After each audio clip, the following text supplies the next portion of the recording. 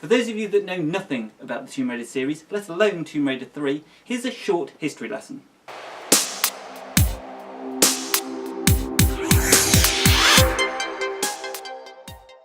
Tomb Raider is now a recognised media franchise that has grown up in forms of film adaptations, comics, novels and video games.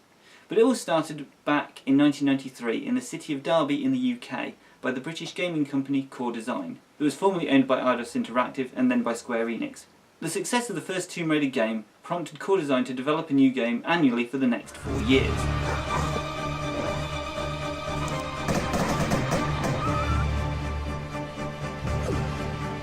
The game focuses on fictional British archaeologist Lara Croft, who travels around the world searching for lost artefacts and infiltrating dangerous tombs and ruins. The gameplay generally focuses around action-adventure exploration of environments, puzzle solving, navigating hostile environments filled with traps, and fighting numerous enemies. The first game in the series was released in 1996 for the PC, PlayStation and Sega Saturn, and the second game, Tomb Raider 2, launched in 1997, again for the PC and PlayStation.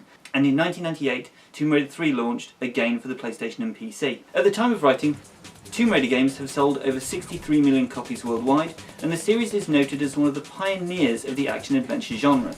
Lara Croft herself has become one of the most recognisable video game protagonists in existence, and has won numerous accolades and earned places on the Walk of Game and the Guinness World Record. And this year, Tomb Raider 3 turns 20.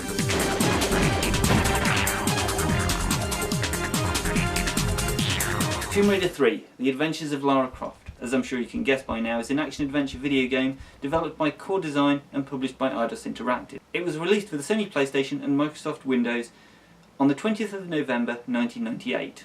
The story follows Lara Croft as she embarks upon a quest to recover 4 pieces of a meteorite that are scattered across the world. A corporation called RX Tech excavates the crash site of a meteorite that landed in Antarctica millions of years ago, and finds strange Rapa Nui-like statues alongside the grave of one of HMS Beagle's sailors. Meanwhile, Lara Croft is searching for an artefact known as the Infada Stone in the ruins of an ancient Indian Hindu temple, once inhabited by the Infada tribe. After taking the artefact from a researcher working for RX Tech, Lara is approached by RX Tech scientist Dr. Willard, who explains that the Polynesians came across the meteorite crater in Antarctica thousands of years ago and found that it held incredible power. Using rock from the meteorite, they crafted 4 crystalline artefacts, one of which is the Infada Stone. Then they fled Antarctica for unknown reasons. But in the 19th century, a group of sailors travelling with Charles Darwin came to Antarctica and rediscovered the artefacts. The 4 artefacts were distributed across the globe, and Dr. Willard has been able to track the artefacts using the diary of one of the sailors. Lara agrees to help him find the other 3. Planets, sculpted by Polynesians, distributed by goons.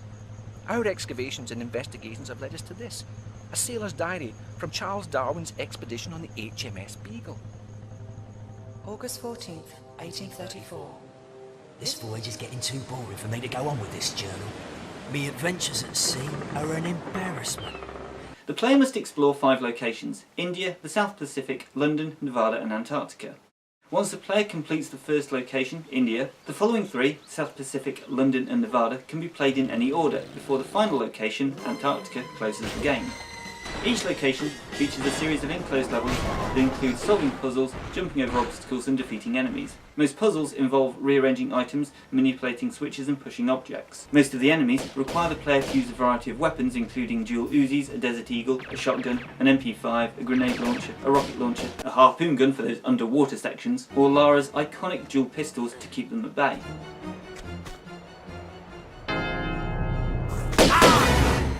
Lara has a certain amount of health that decreases if she falls from a great height or when she's attacked. If Lara's health is fully depleted, the player must start the game again from a previous save point. Saving players' progress in the PlayStation version of the game requires and consumes a save crystal from Lara's inventory that can be found throughout each level and do not require the player to save the game at pickup spots. It should be noted that this is probably the one thing I dislike most about Tomb Raider 3.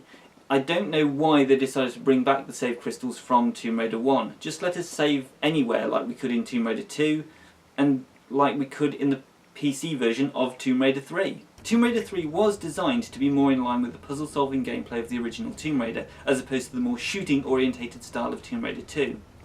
Although the game received generally favourable reviews, it didn't fare as well as its two predecessors, with critics generally agreeing that the game failed to change the same tried and tested formula. Reviewers also noted the game's difficulty and unforgiving gameplay. IGN said that Tomb Raider 3 solves none of the original's dilemmas, and as it stands now, the exploration-adventure genre, one that was revolutionised by Tomb Raider, is in exactly the same spot as it was 2 years prior. Games Revolution explained that, whilst in previous Tomb Raider games, instant death came about if you were trying to rush through an area and that you did something stupid, but every step in Tomb Raider 3 is a potential threat of instant death, no matter how careful you're trying to be. Electronic Games Monthly criticised the game for being rushed and highly frustrating, noting that it has too many instances of cheap deaths. The magazine also remarked that the stealth elements in the Nevada levels were ineffective, especially when compared to Konami's Metal Gear Solid that came out the same year.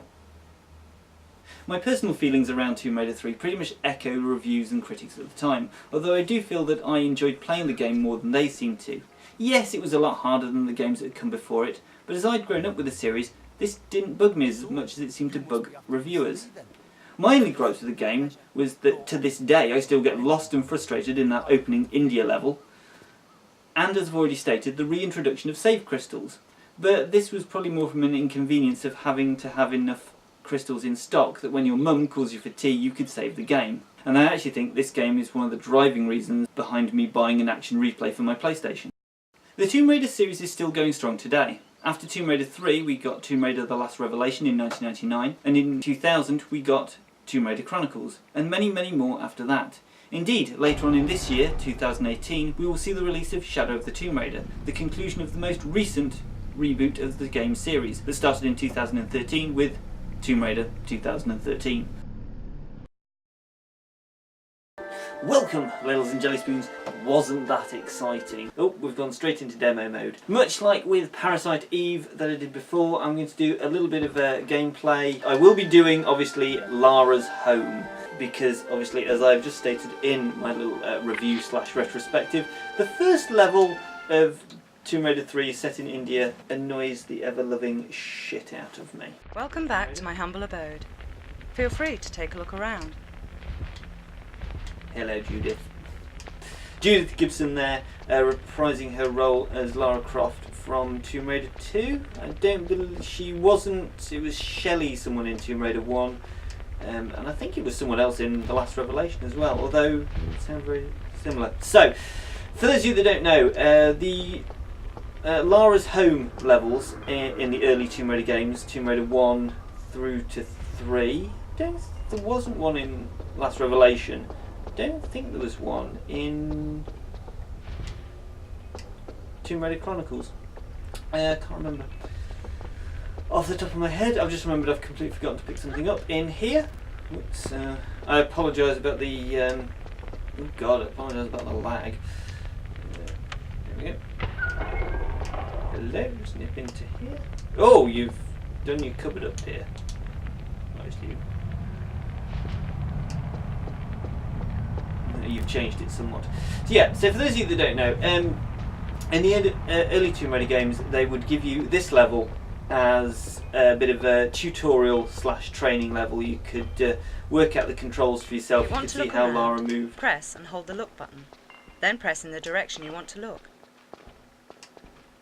So I'm going to do that now for you. There you go. Looking around. Hi, Winston. Hi. Yeah.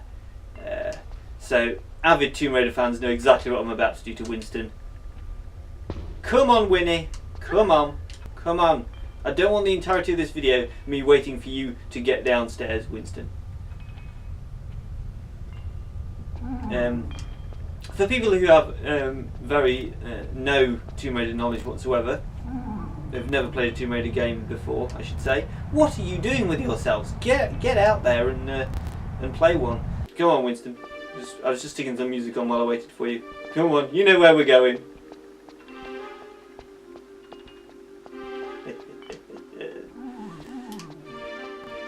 Now, come on.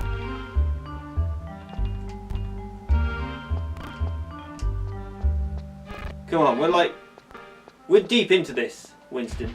I'm just sat here waiting for you. Come on. Come on.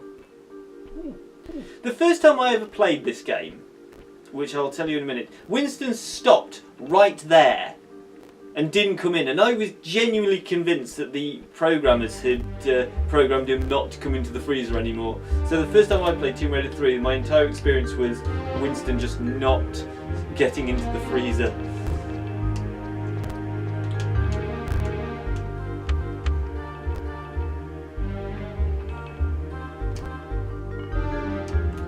See you later, Winnie. Everybody does that. It has to be said that the Tomb Raider 3 soundtrack is probably not one of my all-time favourites. Yeah, she won't fall off. So yeah, this part of the Croft Mansion is basically the sort of training area to get you used to the controls and the various things that Lara does, anything new that she's got. In this game, I think it was the crouch and the monkey swing, which is over there. She gives you little introductions into each thing, how to do it. I'm probably just going to go... So that was it. The jump is too far from me. Oops. Grab the ledge, save myself now a nasty fall. On to the next one. Walk to the edge next to the white line until I won't go any further. Then press jump, immediately followed by forward. Press forward and I'll climb on. That's it. I'm not going to wait for you. I know exactly what you want me to do, Lara. Yeah, running jump time. There we go. Running jump. Walk to the edge with the white line until I stop. Now you would obviously think, as I thought when I first played it, that the obvious thing to do is to jump onto that block, but it's not. Press and hold the jump button. I won't actually jump until the last minute. Is to fall off and go up here. Bless her, she is unfortunately going to tell me how to do absolutely everything. Maybe this was a little bit of a mistake to go through absolutely everything. Now let go. But there we go. We're almost done. We're almost through it. Yeah. Okay. Fancy a swim? I do indeed fancy a swim. But obviously, if I've never been to the Croft Manor before, I have no idea where the pool is. But luckily, I do know where it is. So off we go for a swim. The jump button and the directions move me around underwater. Thanks for that. We're going to open this little Easter egg secret room. There you go. We'll possibly go through that in a minute. Let's have a quick jump, swan dive into the water. Couple of laps around the bottom, and up.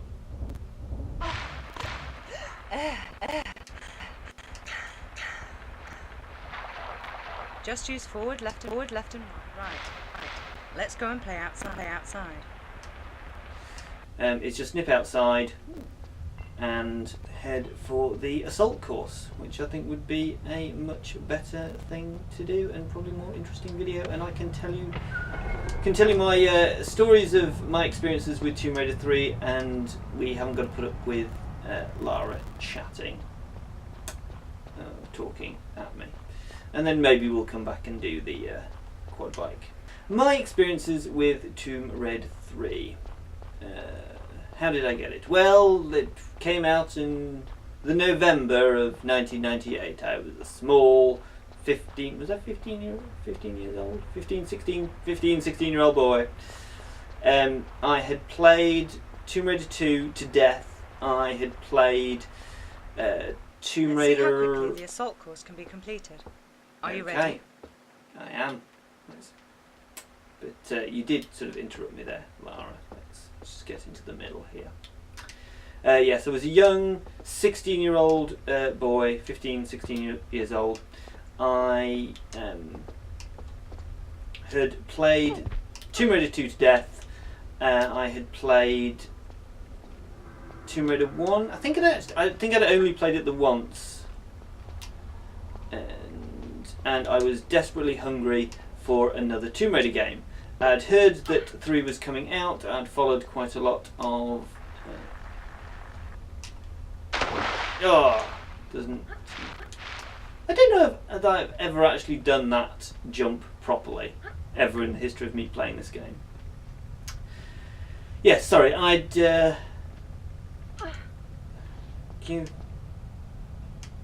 was desperate for it to come out. It came out sort of around about Christmas. It was obviously on the Christmas list.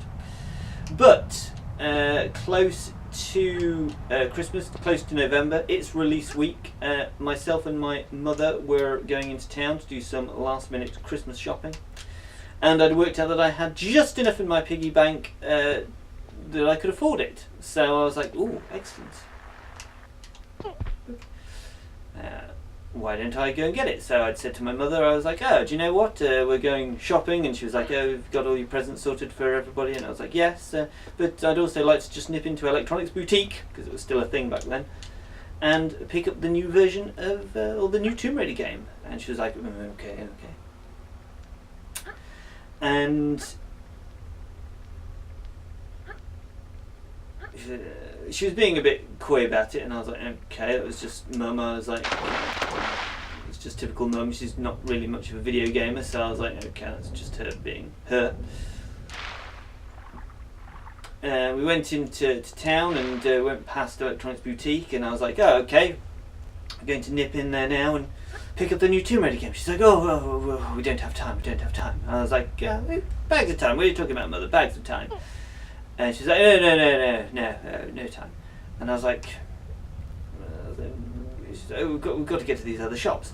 So I just said to her, I was like, okay, well, how about you go to your shops? I'm just going to nip into Electronics Boutique, and I'll catch up with you. It won't take me more than a few minutes to get. Pay attention, Matt. What am I doing? Zip lining. Woohoo! Boof. Straight in. Duck. Come on. And hear the ghost of Winston. In fact, this is where they pulled a very good bait and switch on us. I'll get back to my story in a minute. Because you crawl out of there with guns, you're like, oh my god, there's going to be a shooting gallery. There is.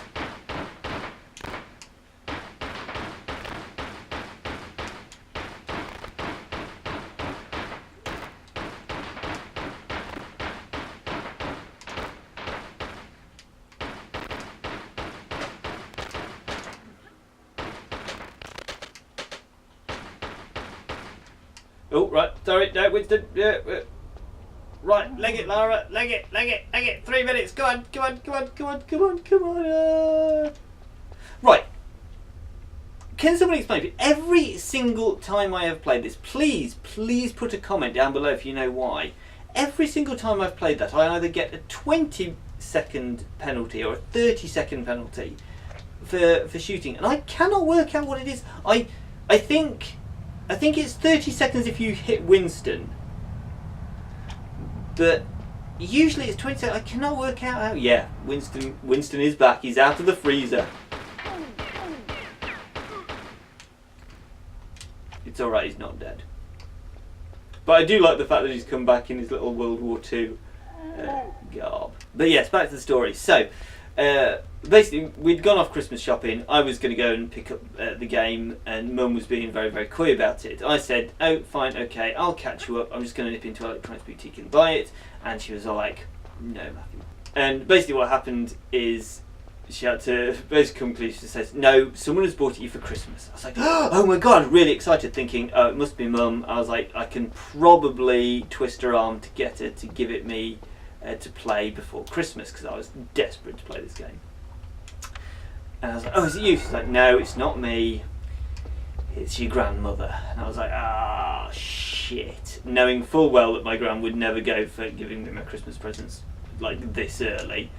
Again, this was like mid-November. I thought, bugger, I'm going to have to wait until Christmas Day. Now, just pointing out, I'm going to go and get the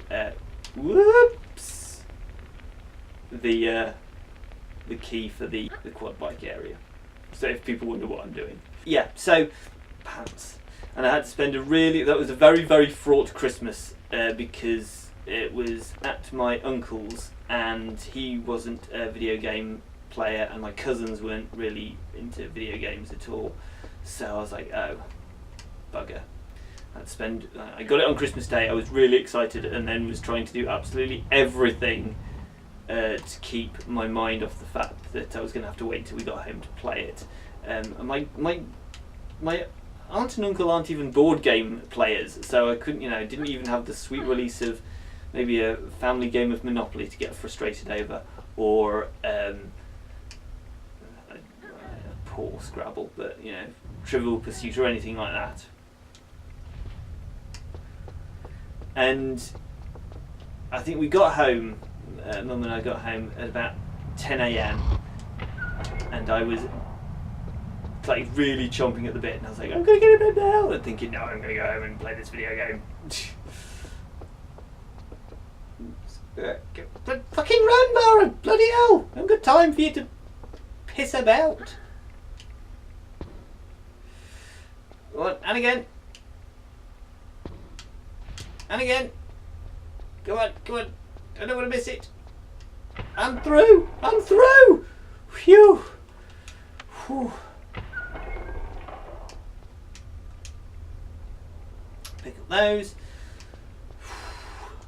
Here we are in Lara's Fortress of Solitude, where she can read, sit down and look at fish, and also look at why some idiot has clearly put a key in the water. What a twat. Winston, you're fired. But we're going to go and get that key. Oh yes we are.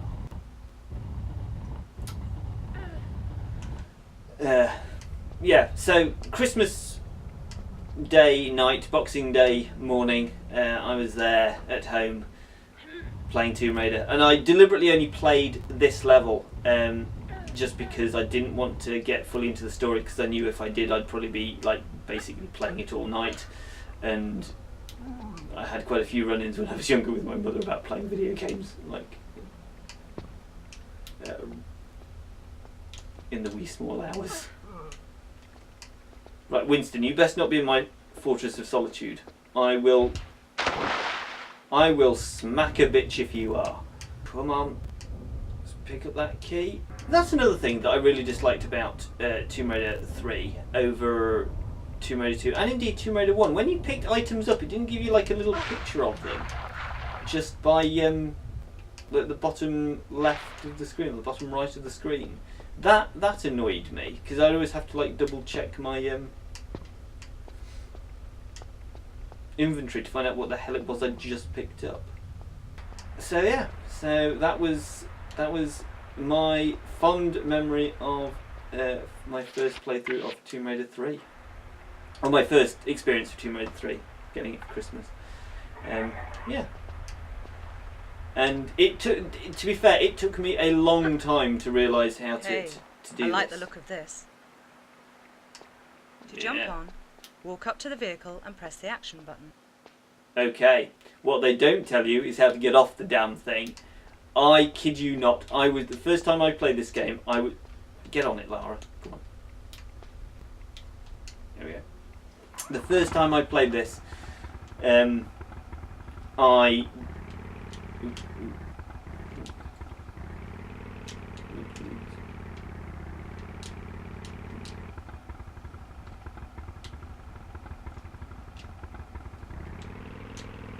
go as fast as we can.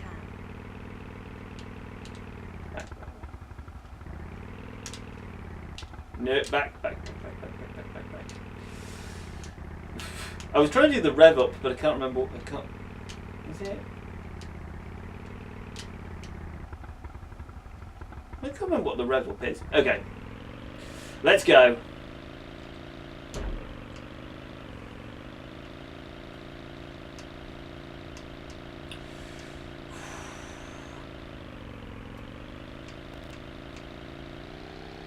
Power into the corner. Whoop.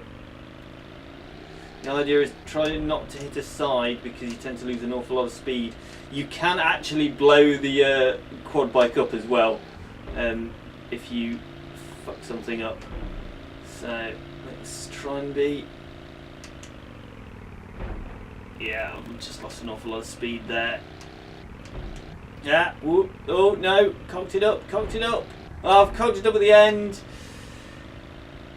Oh, 4370, okay. So there we are, Ladles and Jelly Spoons. Tomb Raider 3 is 20 years old this year, in November. Maybe I should have done the video in November, but if you like this video, please hit the old like button. If you've got any Tomb Raider stories yourself, please by all means put them in the comments down below and we'll have a little bit of a chat. Maybe Tomb Raider 3 is your favourite game, and you know, by all means tell me why, because of the original 5, it's up there, but it's definitely not my favourite. Anyway, I'll finish here where we started. I'll just nip into the bathroom. She can get in the bath. Splish! Lovely. And I'm going to leave it there, fellas. Yeah, okay. I shall see you next Wednesday at 6 PM. Bye for now.